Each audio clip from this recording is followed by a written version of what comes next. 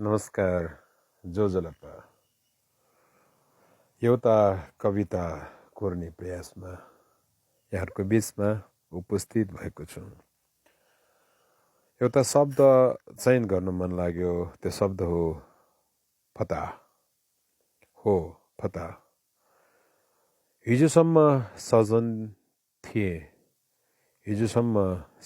थिए सबैको प्यारो पनि थिए।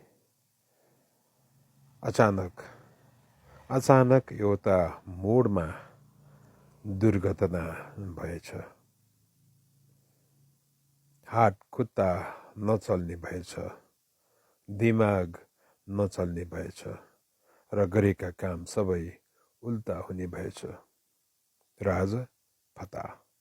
हिजोसम्म सम्मानित, प्रख्यात, अत्यावश्यक, आदरणीय व्यक्ति आज फता भएछ।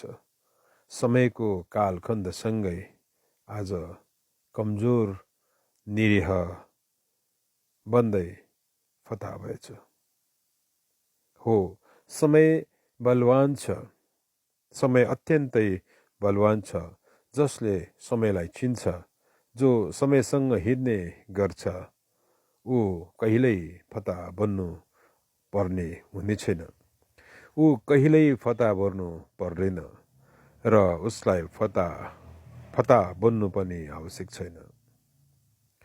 यहाँ कहिले उच्च स्थानमा पुग्ने र कहिले निम्न स्थानमा पुग्ने जो व्यक्ति छन्, ती व्यक्तिहरू नै पटक पटक फता बन्ने गर्दछ। कहिले जनतालाई तात्ने, कहिले आफ्नै मान्छेलाई तात्ने, कहिले परकोलाई तात्ने, कहिले नजिककोलाई तात्ने। हेर्दा सज्जन, भलादमी, निकै उपयोगी, निकै सम्माननीय, निकै आदरणीय भनेका व्यक्तिले पनि गर्ने गरेको यही चाल ढाल र व्यवहार हो। आफ्नै मान्छेलाई पनि डुबाउन तयार हुने, आफ्नै मान्छेको लागि पनि केही गर्न नसक्ने, मात्र स्वार्थमा केन्द्रित भएर काम गर्न रुचाउने, मात्र आत्मकेन्द्रित अभिव्यक्तिका लागि तयार हुने हो। यस्तै व्यक्ति पटक पटक आफ्नै कारणले बन्ने गर्छ फता। र आज उदाएका माननीय, सम्माननीय र आदरणीय बनेका व्यक्ति पनि सधैँ आदरणीय हुन्छ वा हुँदैन, त्यो पनि समयले बताउनेछ। र समयले भन्नेछ र एक दिन भन्नेछ, फलानु व्यक्ति त फता भएछ, फलानु व्यक्ति त अब फता भएछ।